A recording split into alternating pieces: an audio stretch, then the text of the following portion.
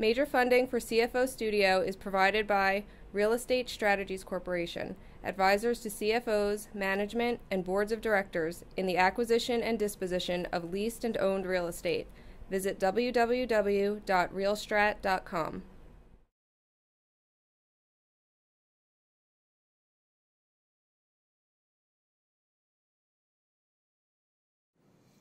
Hi, this is Andrew Zizas, your host at CFO Studio. I have the pleasure of sitting here today with Tim Anglim, president of YesCFO LLC. YesCFO provides fractional and interim CFOs to small and medium-sized businesses that don't require a full-time CFO. Tim is here today to talk to us about the role of the CFO in privately held companies and not-for-profit businesses. Tim, it's wonderful to have you here on CFO Studio. Thank you so much for being with us. Thank you, Andy. I'm glad to be here. Tim, I have a list of questions for you, and I wanted to jump in and see what your thoughts are since the last time you've been with us here. Let's start out by talking about the steps that companies are taking nowadays, given what's going on in the economy, to maximize gross profit margins. Well, generally, cost control was the primary focus, as we can all see from the layoffs that have happened over the past couple of years. But that has pretty much run its course. There's an awful lot of indications that we're coming out of the recession, that growth is starting to happen, that people are starting to hire again. So now the balance is on trying to determine, should I start to build inventory in the case of a manufacturing company, or am I going to put on people, hire staff, in the case of a service-oriented organization? And so there's a risk there, a balance that you have to come up with to try and identify what's the best approach in these times. All right, so evolution is occurring. Change is a good thing. It seems like it's positive change. The CFO role is changing as well. Okay, so let's talk about the greater focus in recent years that CFOs are having with respect to the importance of transparency and disclosure. Given those very important components of the CFO's role, how has the role evolved? How is it changing?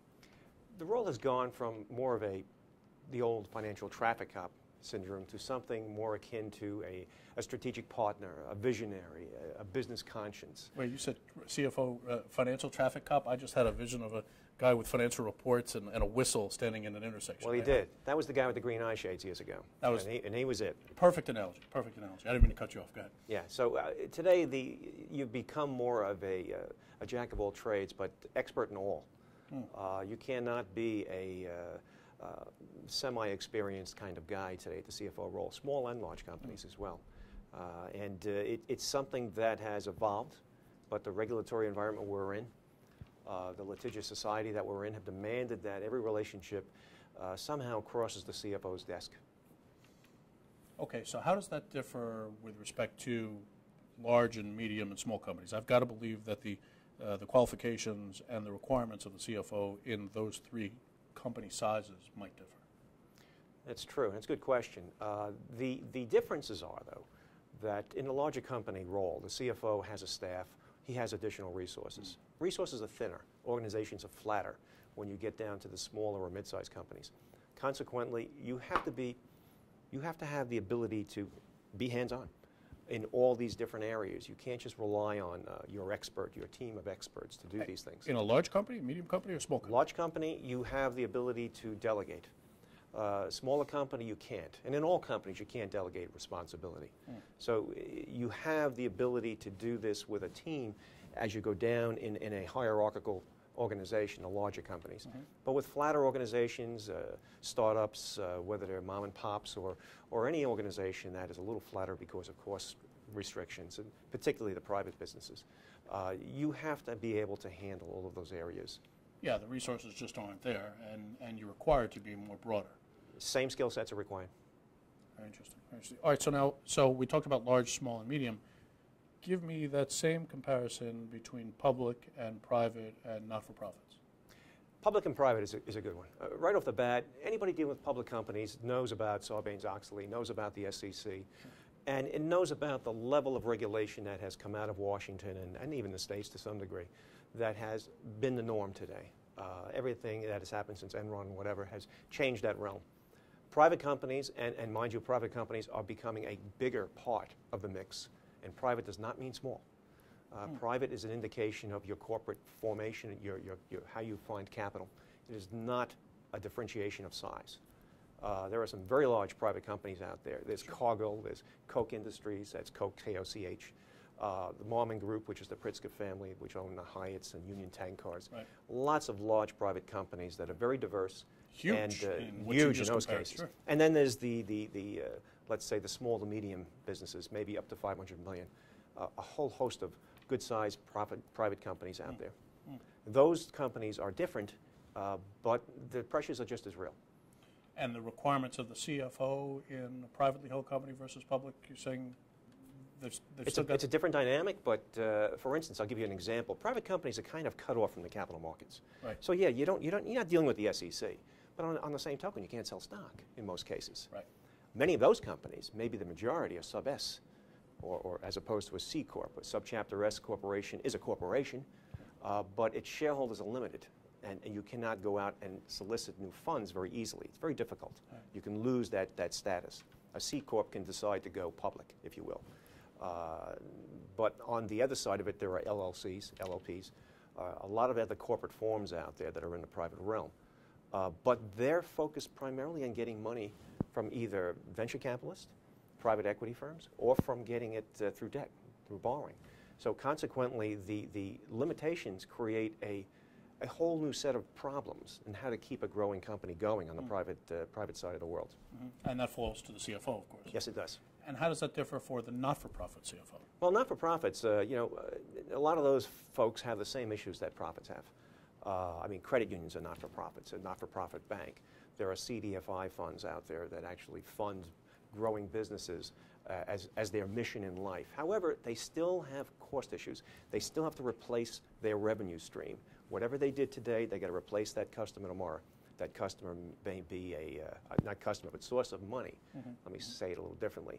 Their ability to generate revenue is driven by the folks that back them. It could be a government-subsidized entity. There are lots of large banks that back some of these financial not-for-profits.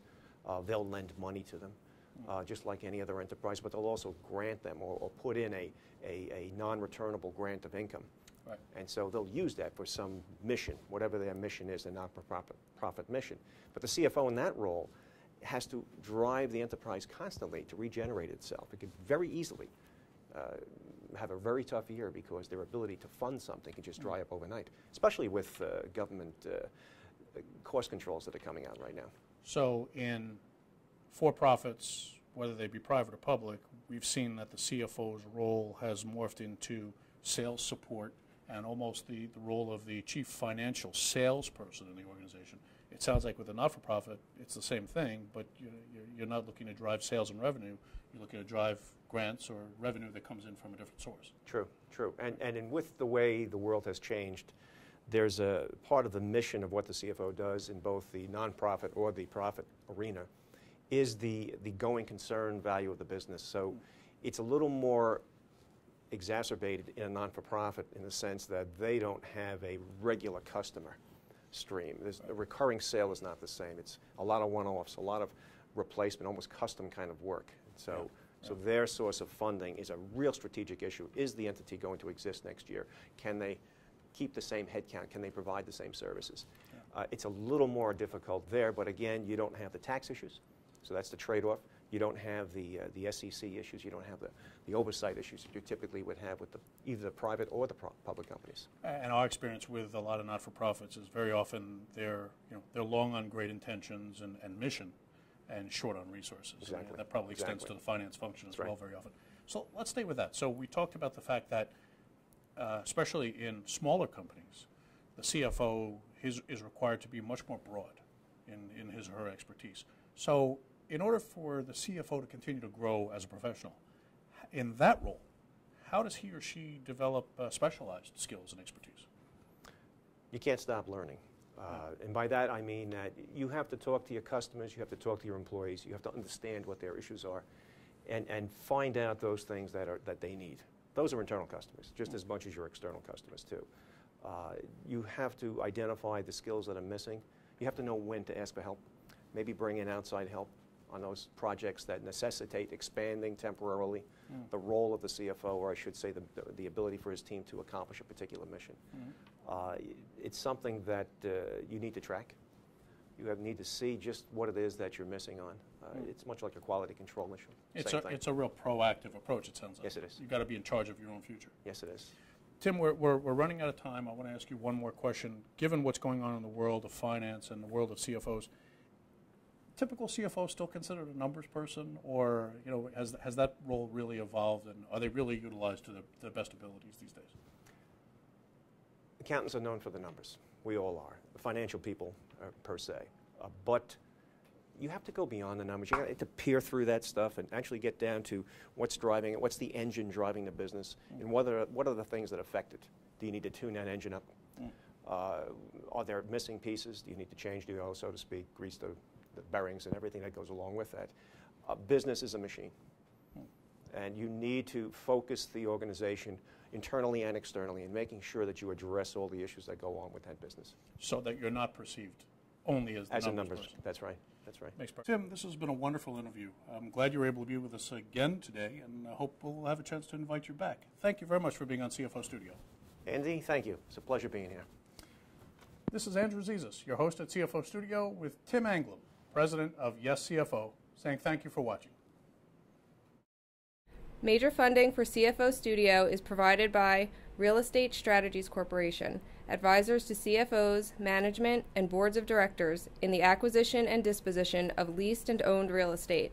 Visit www.realstrat.com.